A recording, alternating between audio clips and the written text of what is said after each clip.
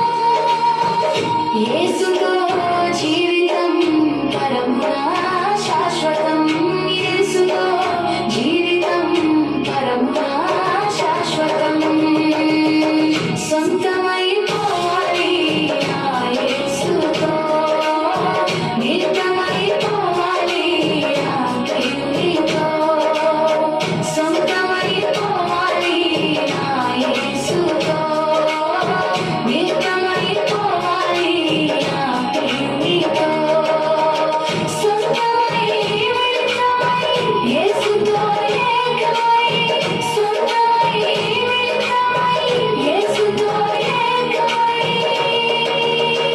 ఎగిరి వెళ్ళిపోవాలి నా రాజుతో లీనమైపోవాలి నా ప్రేమలో ఎగిరి వెళ్ళిపోవాలి నా రాజుతో లీనమైపోవాలి ఆ ప్రేమలో.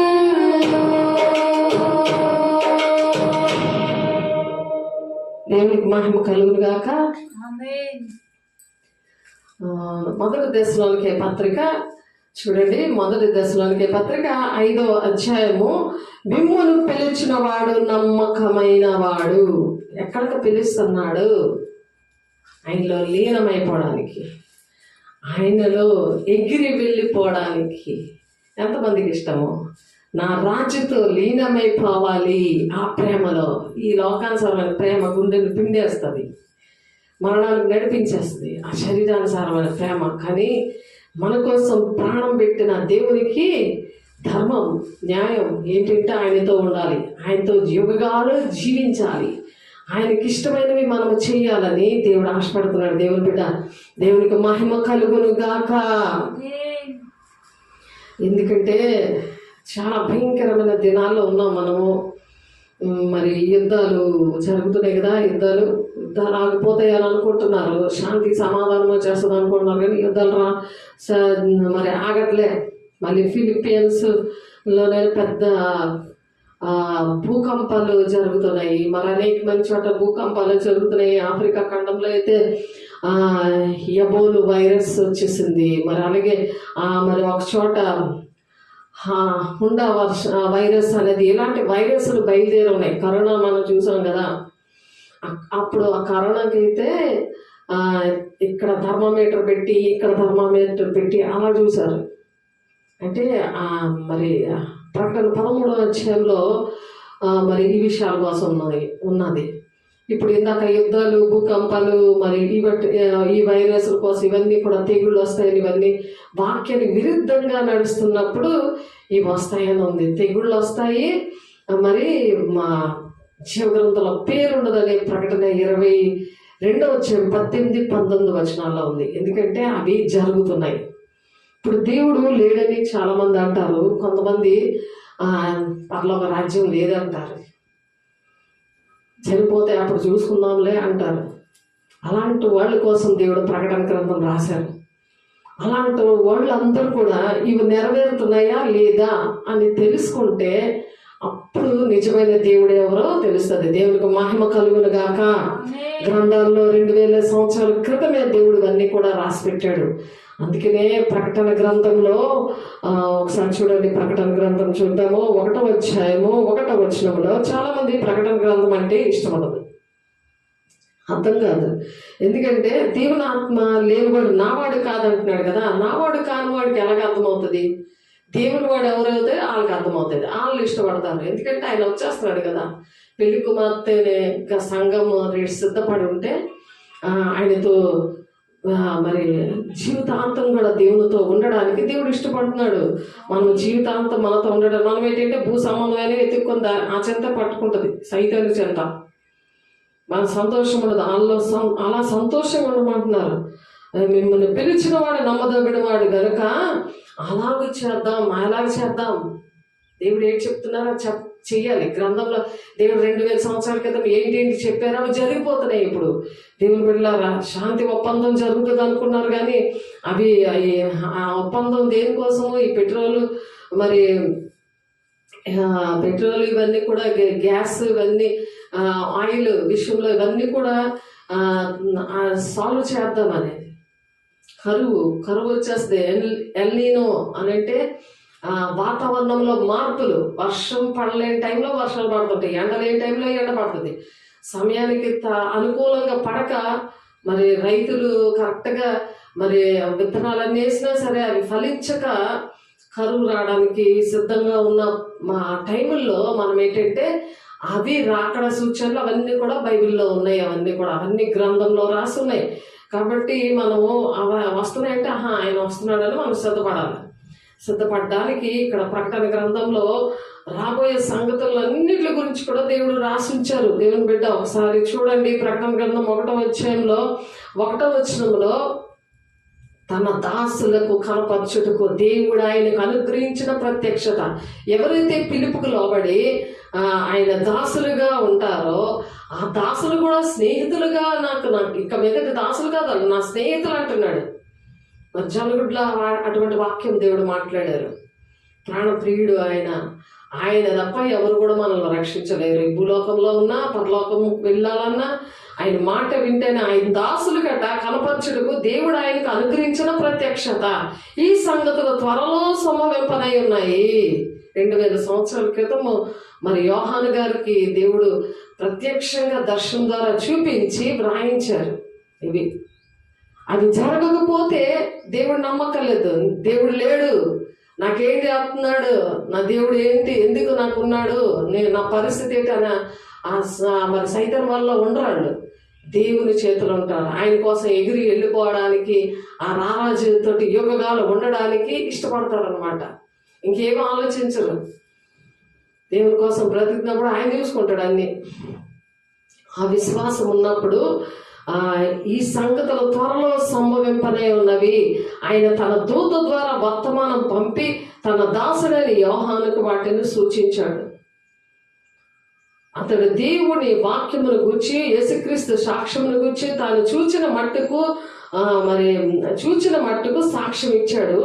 సమయము సమీపించింది గనుక ఈ ప్రవచన వాక్యములు చదువువాడును వాటిని విని అందులో వ్రాయబడిన సంగతులను గైకొనువాడును ధన్యుడు. ఇటు వినరు, గైకొనరు.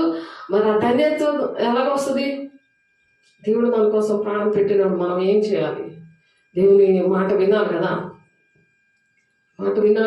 చాలా మంది విని ఇలాగ ఈ చెవులను వదిలేసి ఈ శరీరానుసారమైన నియమమే ఏలుబడి చేసేస్తుంటది. శరీరానుసారమైన నియమము ఏలుబడి చేయకూడదు. జీవం ఇచ్చే ఆత్మ యొక్క నియమము శరీర సంబంధమైన నియమము నుండి విడిపిస్తుంది అంటున్నాడు. అలా విడుదల పొందాలి గాక, దేవునికి మహిమ కలుగును గాక. కాబట్టి సమస్తమును పరీక్షించి మేలైన దాన్ని చేపట్టండి. సమస్తమును కూడా పరీక్షించాలి. మనకి ఇవి జరుగుతున్నాయి కదా, దేవుడు వస్తున్నాడు. మరి లేఖనాలు అవి రాశారు కదా, అవన్నీ కూడా అవి పరీక్షించుకోవాలి. ఆ వాక్యం ఎలా చెప్తుందో అలా నడవాలి. ప్రతి విధమైన కీడునకు దూరముగా ఉండండి. సమాధానకర్త అయిన దేవుడు మిమ్మల్ని సంపూర్ణంగా పరచును గాక అంటున్నాడు. మీరు ఎప్పుడైతే సమాధానంగా ఉంటారో దేవునితో ప్రతిదీ చెప్పుకొని దేవుని మాట వింటూ దేవుడికి మనకి సమాధానం ఉండాలి. ఆయన ఏం చేయడు, ఆయన అలా చూస్తూ ఉంటాడని అవిశ్వాసంతో ఉంటే నాకు దేవుడు ఉన్నాడులే వేస్ట్ అన్నట్టు ముఖం పెట్టుకొని అలా ఏడుపు ముఖం వేసుకొని అలా ఉన్నాం అనుకో, దేవుడికి ఇష్టం ఉండదు. ఆయనతో సమాధానం ఉండాలి, ఆయనతో ప్రేమగా ఉండాలి. ఆయన మన ప్రాణప్రియుడు. ఆయన మనల్ని తీసుకెళ్ళిపోవడానికి పెళ్లి కుమారుడిగా సిద్ధంగా ఉన్నాడు. దేవునికి మహిమ కలుగును గాక. పరిశుద్ధ సంఘాన్ని తీసుకెళ్తాడు.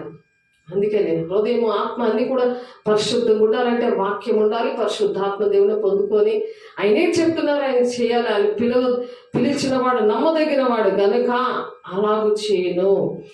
మనము ఆయన చెప్పినట్టు మనం అలాగ చేయాలి. సహోదరులారా, మా కొరకు ప్రార్థన చేయండి అంటున్నారు పౌలు గారు. 1 దశలోనికే పత్రిక 5వ అధ్యాయంలో చెప్తున్నారు. కాబట్టి పవిత్ర సహోదరుల మా కొరకు ప్రార్థన చేయండి అంటున్నారు. మరి ప్రతి విధమైన కీడునకు దూరంగా ఉండండి. సమస్తమును పరీక్షించి మేలైన దాన్ని చేపట్టండి. ఆత్మను ఆర్పద్దు అంటున్నాడు. ఆత్మను ఆర్పద్దు. అది ఆరిపోతుంది అస్తమాటికి. ఆరిపోతుంటే సైతానికి దూరిపోతున్నాడు. అది ఎప్పుడు వెలగాలంటే వాక్యం ఉండాలి. వాక్యము, దేవుని వాక్యము మనతో ఉన్నప్పుడు అది ఆరిపోకుండా ఉంటుంది. ఆత్మను ఆర్పకుడి, ప్రవచించుటను నిర్లక్ష్య పెట్టకుడి. దేవుడు మాట్లాడుతున్నప్పుడు మనం చెప్పాలి, రాసుకోవాలి, చెప్పాలి. దేవుడు మనతో మాట్లాడతాడు. సంభవింపబోయే సంగతులను బయలుపరుస్తానంటున్నాడు. యోహాను సువార్త 16:13. దేవునితో మనం ఉన్నప్పుడు ఏం జరుగుతాయి, నీకు ఇంట్లో ఏం జరుగుతాయి, లేకపోతే పక్కింట్లోనే ఎవరికైనా బాగాలేదు అనుకో, వాళ్ళ కోసం ప్రార్థన చేస్తే ఆ డీటెయిల్స్ చెప్తారు. దేశం పాడైపోతుంది, మరి దేశం కోసం ప్రార్థన చేస్తున్నప్పుడు దేశం కోసం మనకు బయలుపరుస్తారు. కాబట్టి మనం ప్రతిదీ కూడా దేవుని దగ్గర సత్య స్వరూపి అయిన ఆత్మను మనం పొందుకోవడమే కాదు, సర్వ సత్యంలోనికి నడవాలి. యోహాను సువార్త 16:13. అయితే ఆయన అనగా సత్యస్వరూపైన ఆత్మ వచ్చినప్పుడు మిమ్మల్ని సర్వసత్యములోనికి నడిపించిన ఆయన తనంతట తానే ఏమీ బోధింపగా వేటిని వినునో వాటిని బోధించి సంభవింప సంగతులు మీకు తెలియచేస్తాడు. వేటి వింటాడో నీతో మాట్లాడుతున్నప్పుడు నువ్వు వినాలి. ఆ ప్రవక్తలు ఎలాగా ప్రవచించడం నిర్లక్ష్య పెట్టద్దు అన్నాడు. ఇది ప్రవచన వాక్యం అంటారు. సంభవింపబోయే సంగతులు బయలుపరుస్తారు వాళ్ళు. ఎప్పుడేంటి అవుతుందో తెలీదు, చచ్చిపోతే మనం ఎక్కడికి వెళ్తుందో తెలియదు. అది ప్రవచనం కాదు. దేవుడు ముందుగానే తెలియవచ్చాడు. అపోస్తుల బోధలో మరి ప్రవక్తలు, అపోస్తులు, ఉపదేశకులు, కాపర్లు, బోధకులకి ఇవన్నీ కూడా తెలుస్తాయి. ఎందుకంటే సంఘము క్షేమాభివృద్ధి జరగాలని దేవుడు వాళ్ళని నిర్ణయిస్తాడు. కాబట్టి అటువంటి అనుభవాలు వాళ్ళకి మరి శరీరానుసార్లకు అర్థం, ఆత్మానుసార్లకు అర్థం అవుతాయి. కాబట్టి మనం ఏం చేయాలి? ఆత్మను ఆర్పకూడదు, ప్రవచనాన్ని నిర్లక్ష్య పెట్టకూడదు. అలాగే నిర్లక్ష్య పెడితే నష్టం వస్తుంది. ఆయన తనంతటి తానే ఏమీ బోధింపక వేటిని వినినో వాటినే బోధిస్తూ ఉంటారు వాళ్ళు. దేవుడు ఏం చెప్తున్నాడో, పరిశుద్ధాత్మ దేవుడు ఏంటి చెప్తున్నాడో అవే బోధిస్తాడు. ఇష్టానుసారంగా బోధించలేరు వాళ్ళు. ఎందుకంటే దేవుని అండర్లో ఉంటారు. దేవుడు వాళ్ళని అపాయింట్ చేస్తాడు. జీవితాంతం వాళ్ళ జీవితం అంకితం ఇస్తారు.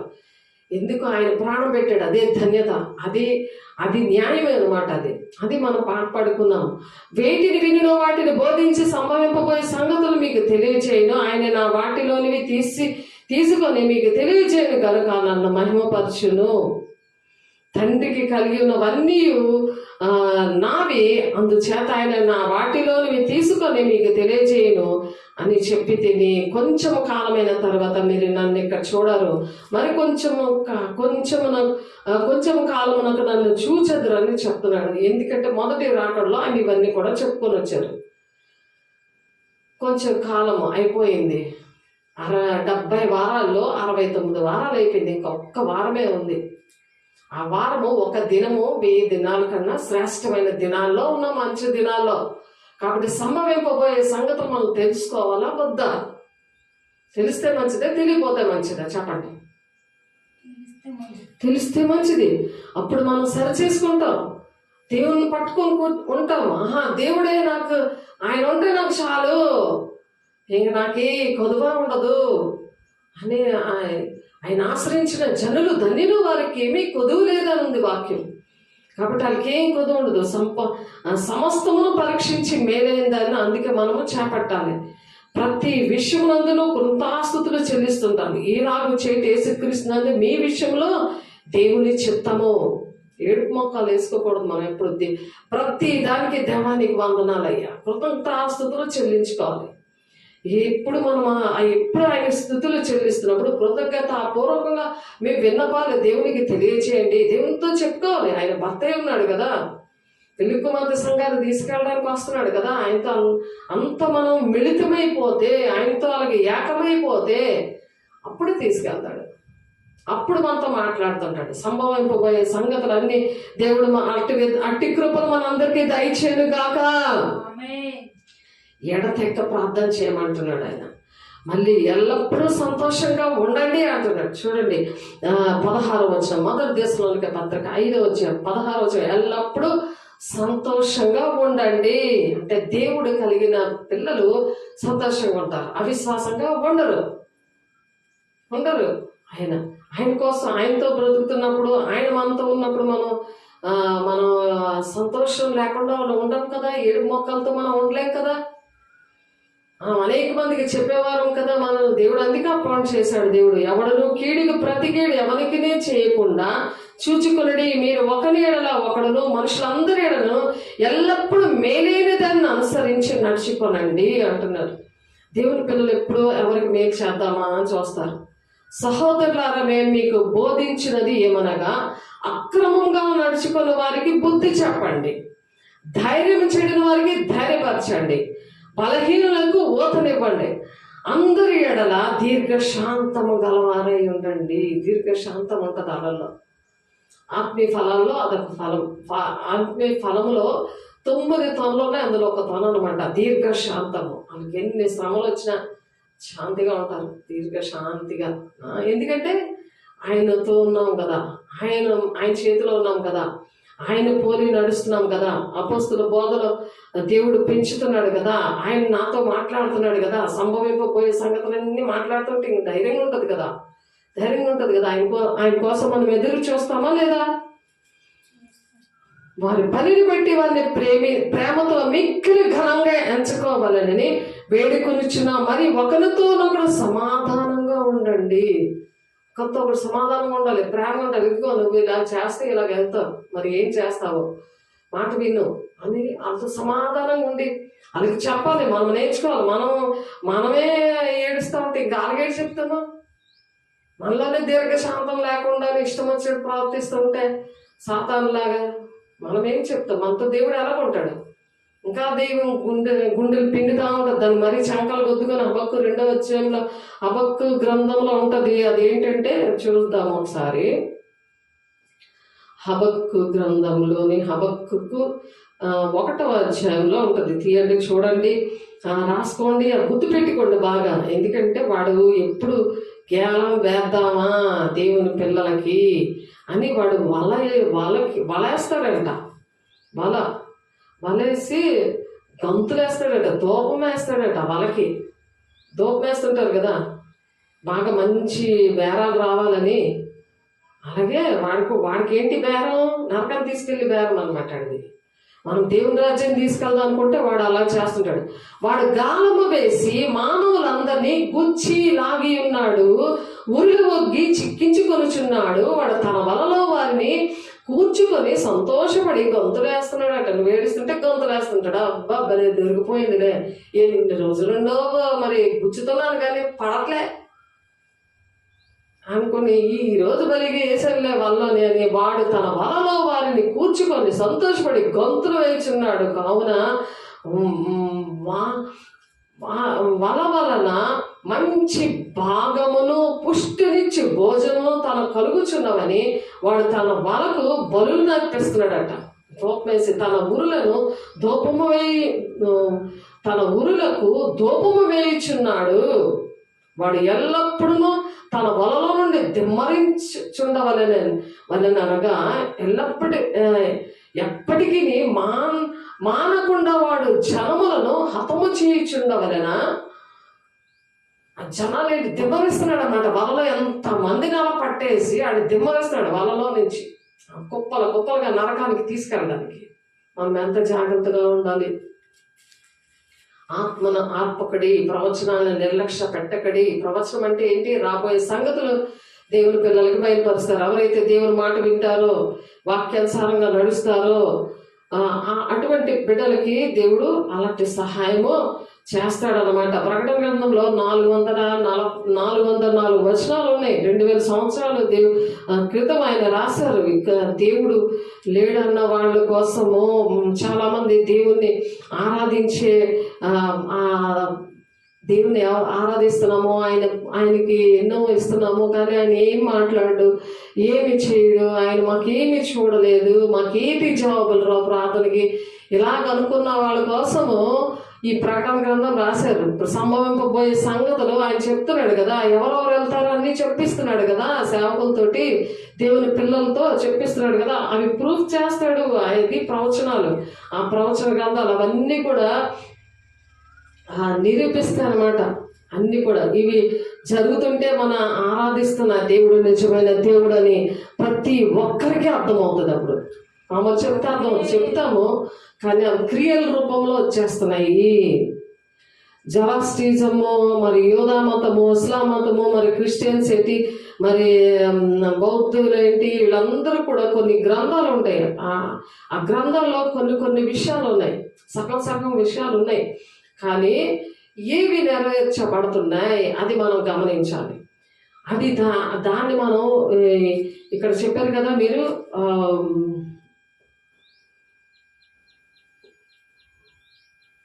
ప్రతి విషయంలో కూడా మనం ఎలాగా ప్రతి విధమైన కీడుకును దూరముగా ఉండాలి. మరి ఏదైతే సమస్తమును పరీక్షించి మేలైన దాన్ని చేపట్టండి అంటున్నారు కదా.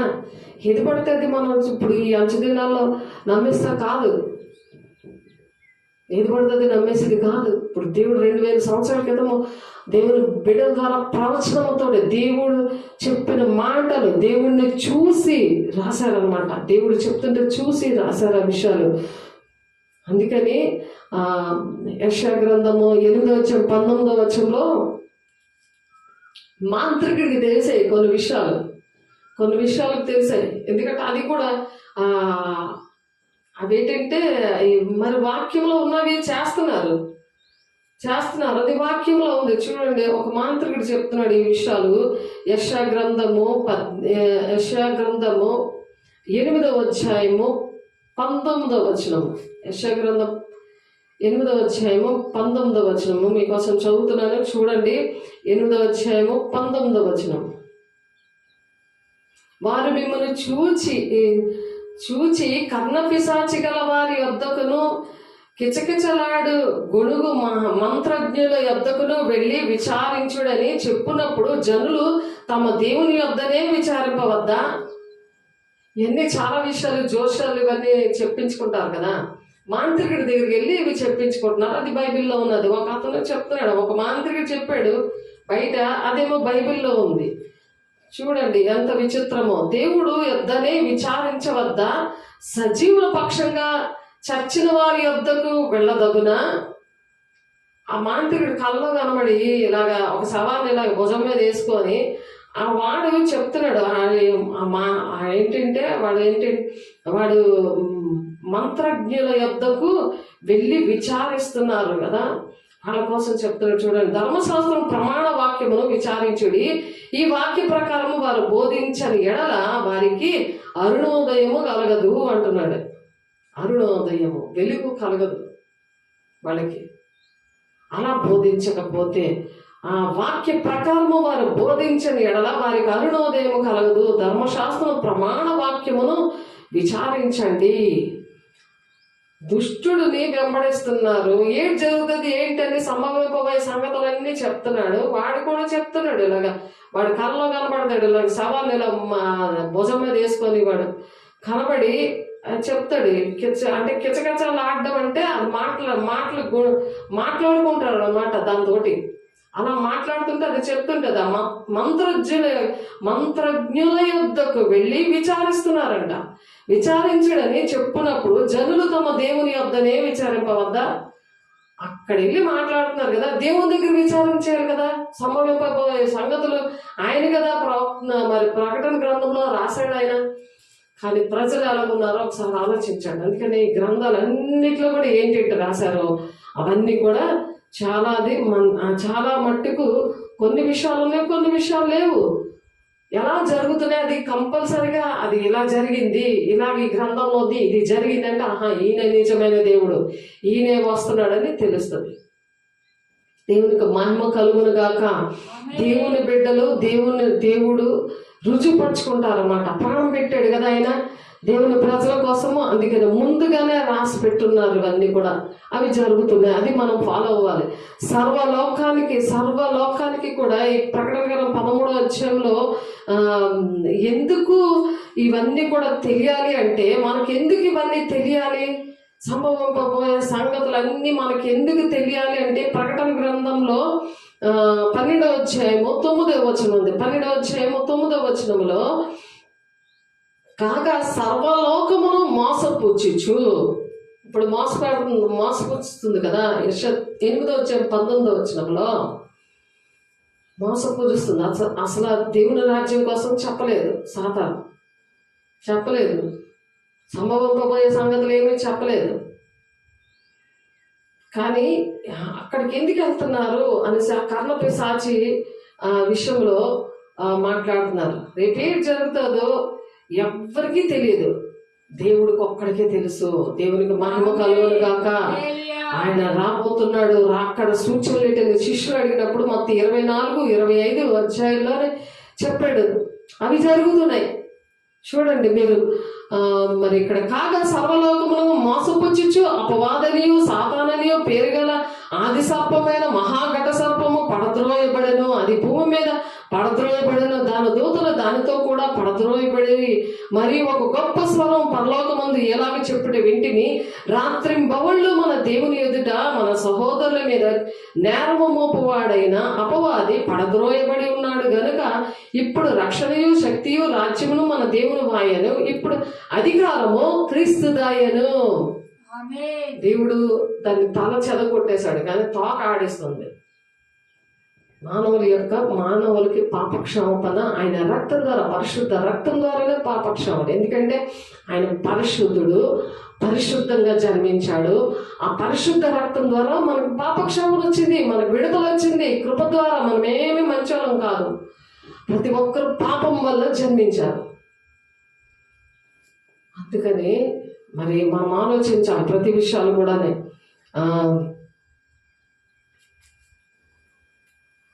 మరి ఈ ప్రకటన గ్రంథము 3వ అధ్యాయము 10వ వచనంలో కూడా కొన్ని నీవు నా ఓర్పు విషయమైన వాక్యమును నువ్వు గైకొన్నావు గనుక ఇటువంటి శోధన కాలంలో నిన్ను దాస్తాను, నిన్ను కాపాడుతాను అంటున్నాడు. ఈ శోధన కాలంలో ఎవరు బతకగలరు ఆలోచించండి.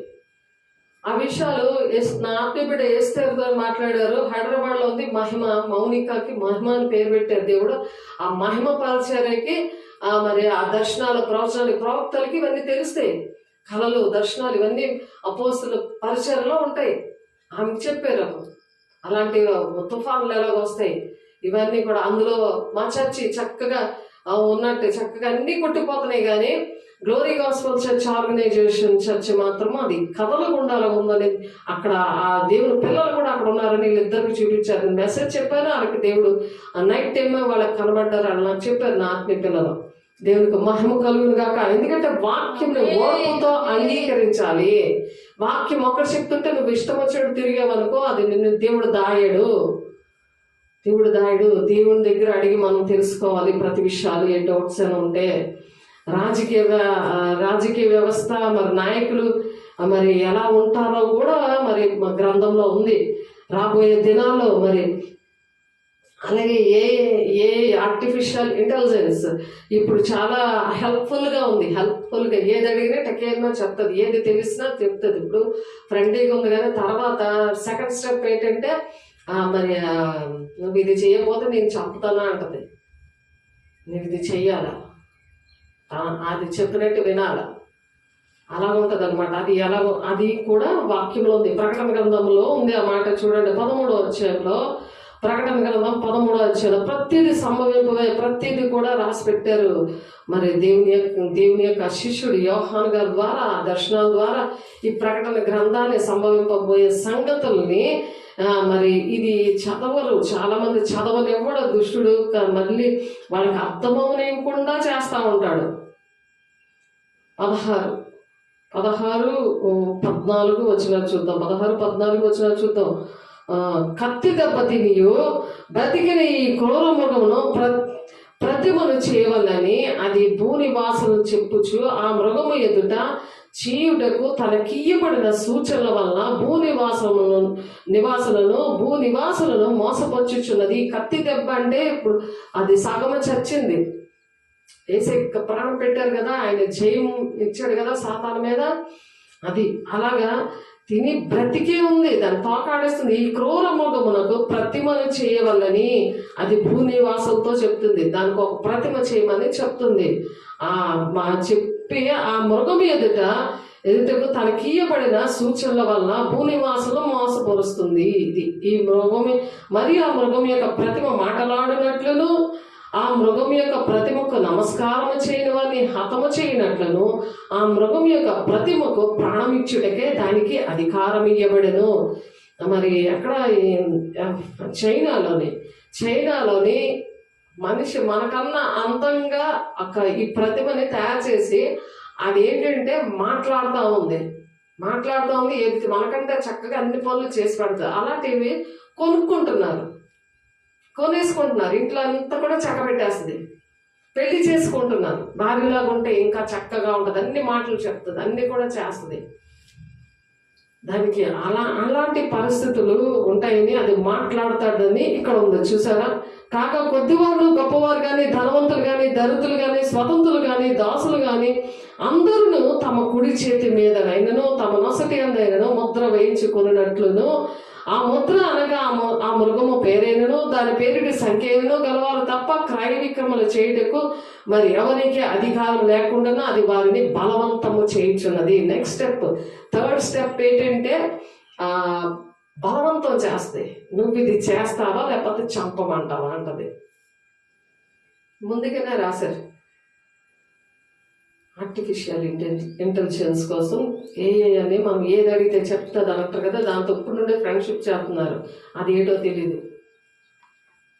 ఆలోచించండి దేవుని బిడ్డలారా, సంభవింపబోయే సంగతులు దేవుని అడిగితే దేవుడు తెలియజేస్తాడు. యోహాను 16:13 ఉంది కదా ఆ మాట. సంభవింపబోయే సంగతులను దేవుడు తెలియజేయడానికి మన మధ్యకు వచ్చారు. మనం దేవుడిని అడగాలి. సత్యస్వరూపైన ఆత్మను పొందుకున్నప్పుడు అది సర్వసత్యంలో నెరవేరుస్తుంది. లేకపోతే అబద్ధమైన త్రావులు వెళ్తావు, మరి అది ఎక్కడ తీసుకెళ్తుంది ఆలోచించండి. అలాగే 14 ప్రకటన 14:9 దేవుని ఉగ్రత పాత్రలోనేది త్రాగును.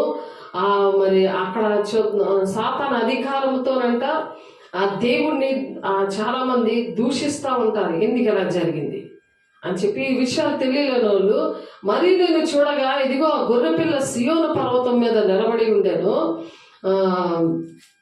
ఆయన నామమున ఆయన తండ్రి నామమున నొసలయందు లిఖింపబడి ఉన్న 144,000 మంది ఆయనతో కూడా ఉన్నారు. దేవుని పిల్లలు 1,44,000 మంది ఉన్నారు. దేవుని పిల్లలు సియోను అంటే దేవుని పర్వతం ఉంది. అక్కడ దేవుడు అక్కడ స్టాండింగ్ అడుగు పెడతాడు. అక్కడ దానికోసం మనం చెప్పుకున్నాము. అయితే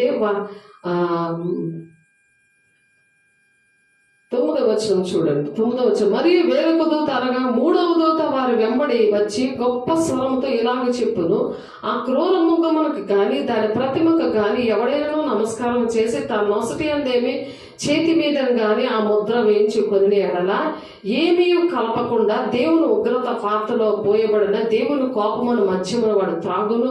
పరిశుద్ధ దూతల ఎదుటను గొర్రెపిల్ల ఎదుటను అగ్ని గంధకముల చేత వాడు బాధించబడతాడు అనమాట. అగ్ని గంధకముల చేత బాధించబడతాడు. ఎందుకంటే ఈ విషయాలు సంభవింపబోయే సంగతులు తెలియకపోతే మరి రేషన్ గురు మరి రేషన్ ఫ్రీ అని అంటారు కదా, అన్ని కూడా ఫ్రీగా ఇస్తాము, మీరు దానికి ఆ ప్రతిమకి నమస్కారం చేయండి లేకపోతే మిమ్మల్ని చంపుతామంటారు. అక్కడ ఆ ఆర్టిఫిషియల్ ఇంటెలిజెన్స్ ఆ విగ్రహం అని ప్రతిమని తెచ్చి దానికి నమస్కారం చేయాలని ఉంది కదా అక్కడ వాక్యము.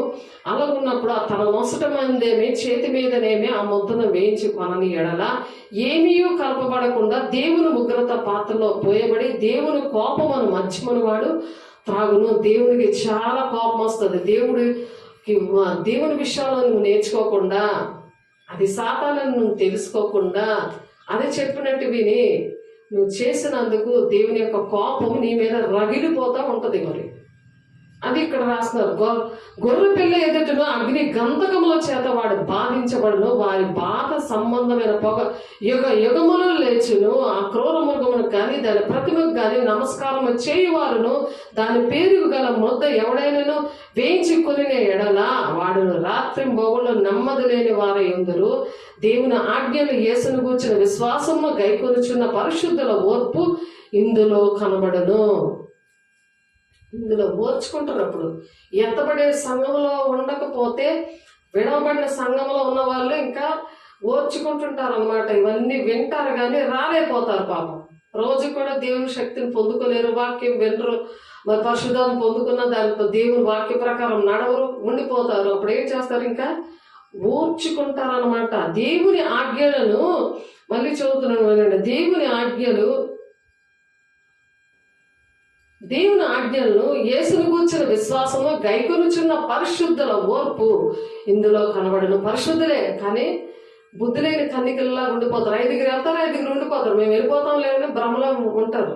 కాసేపు లోకం, కాసేపు దేవుడు, కాసేపు ఏమో ఆ పిల్లలు, కాసేపు భర్త ఎలాగనుకొని ఉంటారు. కానీ వాళ్ళు మధ్యలో వచ్చారు, మధ్యలో పోతారు. వాళ్ళు వింటే వస్తారు, లేకపోతే ఉండరు. కానీ నువ్వు ఉండిపోతావు. నువ్వు అనేక మందిని రక్షించవలసిన బాధ్యత నీకు పిలుపు, దర్శనం దేవుడు ఇచ్చాడు.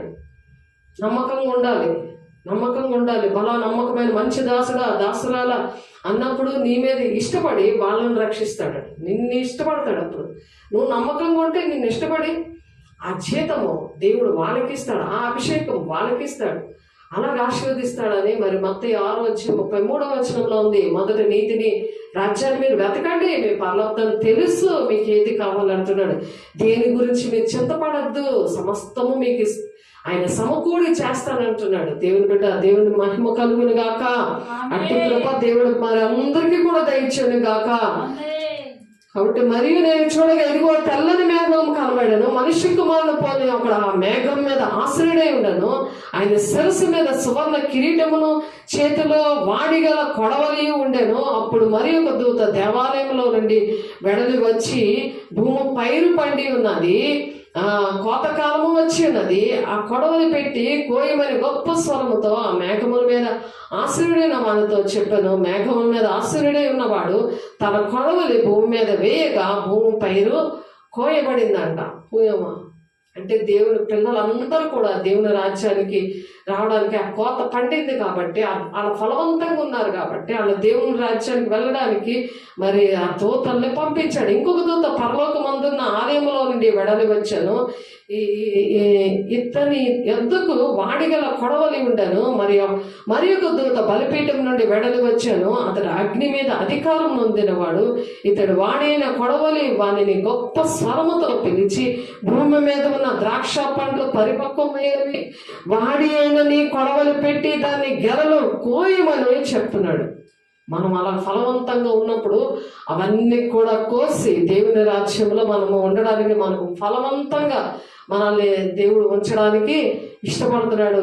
ఫలము అని అంటే దేవుని మరి దేవుని పిల్లలు అనే ఆ పొలాన్ని ఫలవంతంగా మనము కొయ్యాలి అంటున్నారు. కాగా ఆ దూత తన కొడవలి భూమి మీద వేసి భూమి మీద ఉన్న ద్రాక్ష పండ్లను కోసి దేవుని కోపమును ద్రాక్షల పెద్ద తొట్టిలో వేసిన ద్రాక్షల తొట్టి పట్టణములకు వెలుపట త్రొక్కబడిన 100 కోసుల దూరము గుర్రముల కళ్ళెము మట్టుకు ద్రాక్షల తొట్టిలో నుండి రక్తము ప్రవహించను. కాబట్టి దేవుడు మరి అనేకమైన మర్మాలు ఈ దేవుడు ఆయన మేఘముల మీద ఆశ్రయుడై ఉండి ఆ కొడవలి భూమి మీద వేయడానికి వస్తున్నాడు. భూమి పైరంతా కొయ్యడానికి వస్తున్నాడు ఆయన. మరి ఆ పంట మనము ఏం చేసాం? పిలుపు దర్శనం ప్రకారము మనం ఫలవంతంగా ఉన్నామా లేదా?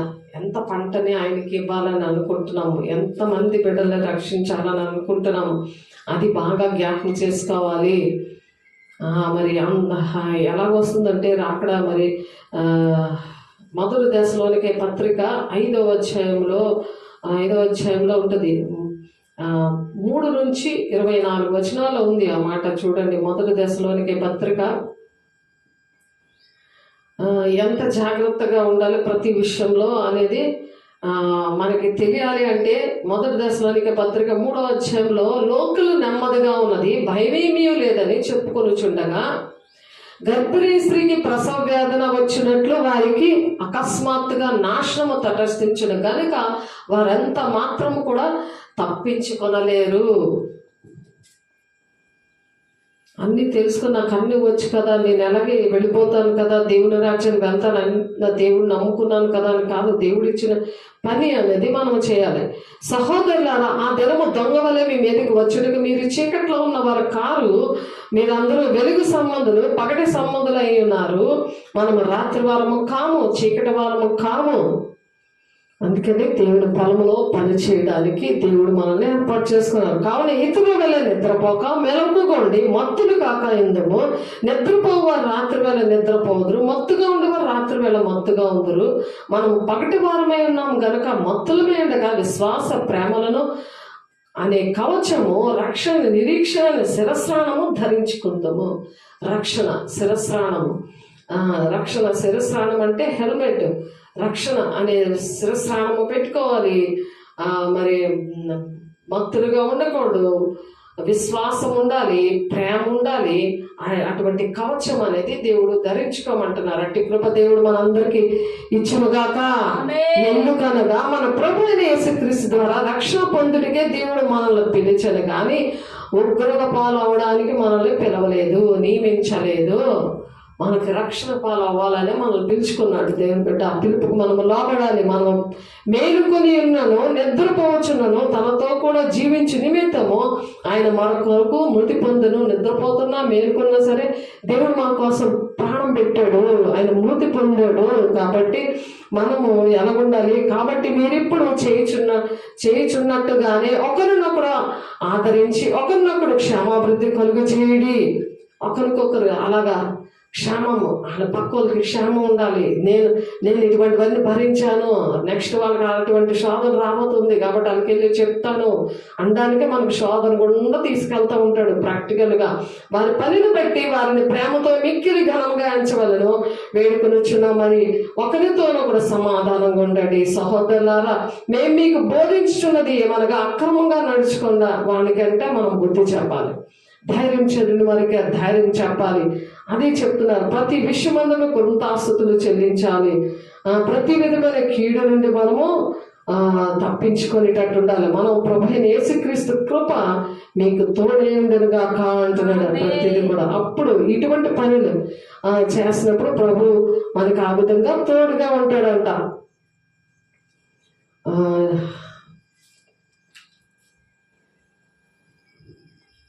మరి పౌలు గారు మరి సేవ చేశారు.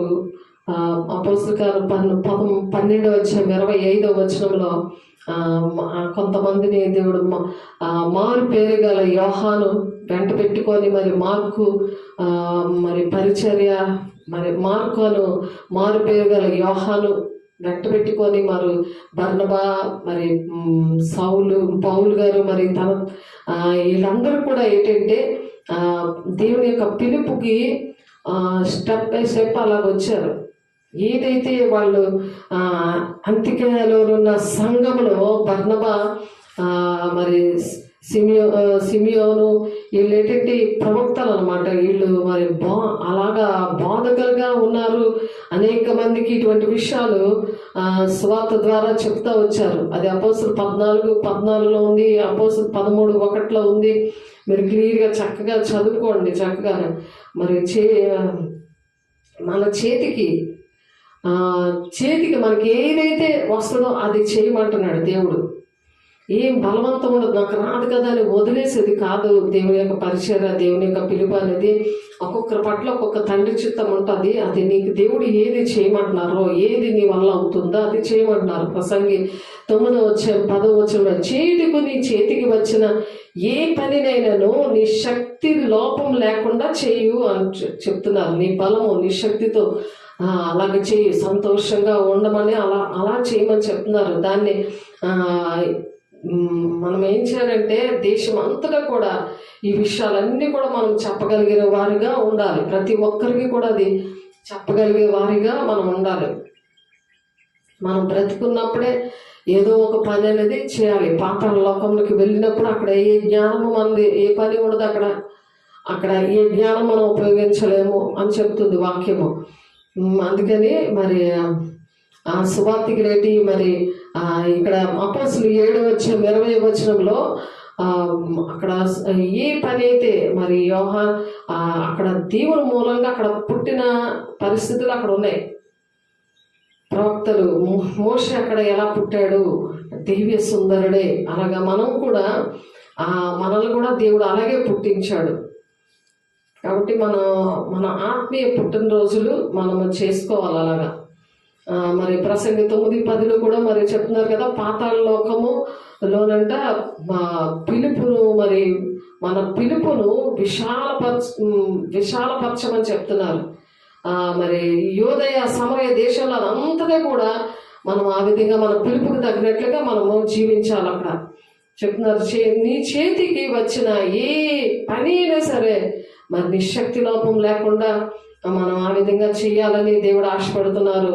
అలాగే గలతీయులు రాసిన పత్రిక 4వ అధ్యాయంలో కాలం పరిపూర్ణమైనప్పుడు దేవుడు ఎలాగా తన కుమారుని పంపించాడో, ఆయన స్త్రీ యందు మరి దేవుడిని పుట్టాడో, అలాగే మనము కూడా దత్తపుత్రులు కావాలని మరి యేసే ఏం చేశారు, ధర్మశాస్త్రం లోబడ్డాడు. ఆయన మరి యేసే లోబడినప్పుడు మనం కూడా లోబడ్డాలి కదా. కాలం పరిపూర్ణమైన అవుతుంది. దేవుడు తన కుమారుని మరి ఎలాగైతే పంపించాడో మొదటి రాకడలో, ఇప్పుడు రెండవ రాకడలో కూడా ఆయన రావడానికి సిద్ధంగా ఉన్నాడు.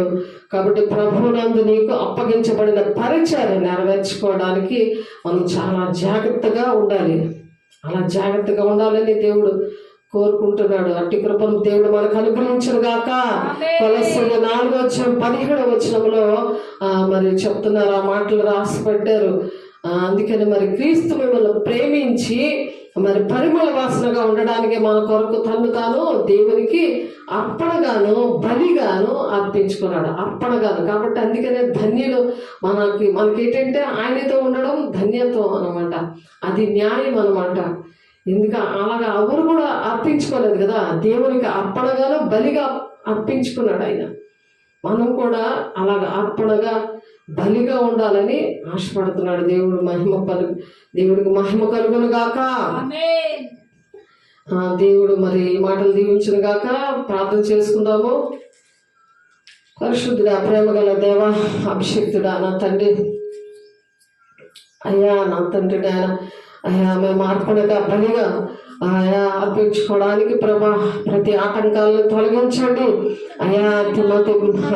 ఎలాగైతే తండ్రి 10 మంది ఓపికతో పరిగెట్టాడు తండ్రి నాయన అయ్యా, మంచి పోరాటం నేను పోరాడాను, నా పరుగు తొగముట్టించాను అని ఎలాగైతే చెప్పాడు 2 తిమోతి 4:7 తండ్రి. అటువంటి కృపను దయచేయండి మహిమగల దేవా అయ్యా. తండ్రి పాపము చేయక మానిని ఎడల మరి తండ్రి అవశ్యముగా మీరు బ్రతుకుతారు అని చెప్తున్నాడు హెస్కేల్ గ్రంథంలో 3:21 ప్రభా. ప్రతిదీ కూడా సరి చేసుకున్నప్పుడు మీరు బ్రతుకుతారు అంటున్నావు ప్రభా. పరిశుద్ధాత్మడా, అట్టి కృపణ మీద ప్రతి ఒక్కరికి దయచేస్తున్నారు అయ్యా. నీకు స్తోత్రం. ఒక ఆత్మను రక్షించడానికి నాయన పరిశుద్ధాత్మ స్వరము విని నాయన ఫిలిప్పు నాయన పరిగెట్టాడు నాయన. 2వ రాజుల 5వ అధ్యాయం 20-25 ప్రభా ఫిలిప్పు ఏ విధంగా పరిగెట్టాడు, నపుంసకుడికి నా తండ్రి ఆ వాక్యం బోధించి బాప్తిస్మ ఇచ్చాడు ప్రభా. అటువంటి పరుగు మేము పరిగెట్టడానికి సహాయం దయచేయండి ప్రభా అయ్యా. నా తండ్రి యెహోవా అందుకే పరిశుద్ధాలయంలో దేవుడు ఉన్నాడు అని అంటున్నారు ప్రభా నాయన. అయ్యా ఆలయంలోనే కాదు, మా దేహంలో మా శరీరంలో మీరు ఉంటున్నారు. దేహము దేవునికి ఆలయమే ఉందంటున్నారు ప్రభా అయ్యా. అలాగే ఆలయంగా ఉండి ప్రభువుని పరిచర్య చేయడానికి, నీ పిలుపు దర్శనం ప్రకారం అయ్యా నీ బిడ్డలు చేయడానికి నాయన మేమందరూ మీ యొక్క మనసు సమాధానంతో అయ్యా తండ్రి ప్రతి ఒక్కరూ నేను ఆత్మ బిడ్డలు అందరూ కూడా నేను వింటున్న ప్రతి ఒక్క బిడ్డలు కూడా అటు కృపను మీరు దయచేస్తున్నందుకు నా తండ్రి నాయన నీకే వందనాలు స్తోత్రాలు చెల్లిస్తున్నాను ప్రభా. ప్రతి సమస్యను ప్రభా యేసునామములో మీరు విడుదలిస్తున్నారు ప్రభా. నీకు స్తోత్రాలు ప్రభా. నీ సాక్షులుగా ప్రతి ఒక్క బిడ్డను నడిపిస్తున్నారు. నీకు స్తోత్రాలు. నువ్వు ఇచ్చిన గొప్ప భాగ్యాన్ని బట్టి నీకు స్తోత్రాలు ప్రభు. నీ రాకడ సూచనలు తెలియడానికి సంబంధింపబోయే సంగతులను తెలియపరచండి ప్రభు. నైనా ప్రకటన గ్రంథంలో ప్రతిదీ రాయిపించారు ప్రభు. అవన్నీ నేర్పించండి మాకు తండ్రి నాయన. సంభవింపబోయే సంగతుల కోసం నేను నడి తెలుసుకోవడానికి నాయన సత్యస్వరూపైన ఆత్మ వచ్చినప్పుడు సర్వ సత్యంలోనికి నడిపిస్తా ఉన్నారు ప్రభా. అట్టి కృపను మీరు అనుగ్రహిస్తున్నందుకు మీరే మహిమ ఘనత ప్రభావం పొందుకుంటున్నందుకు సమస్తమని బలమైన హస్తాలను వేశారు. పరిశుద్ధ నామములో బ్రతిమలాడి వేడుకుంటున్నాం తండ్రి. ఆమేన్. తండ్రి యొక్క దేవుని కుమారుని యొక్క కృప పరిశుద్ధాత్మ యొక్క నిత్య సహవాసము సదాకాలము ప్రతి ఒక్కరికి కూడా సమాధానము సంతోషము సదాకాలము తోడే నడిపించును గాక. ఆమేన్. దేవునికి మహిమ కలుగును గాక. God bless you.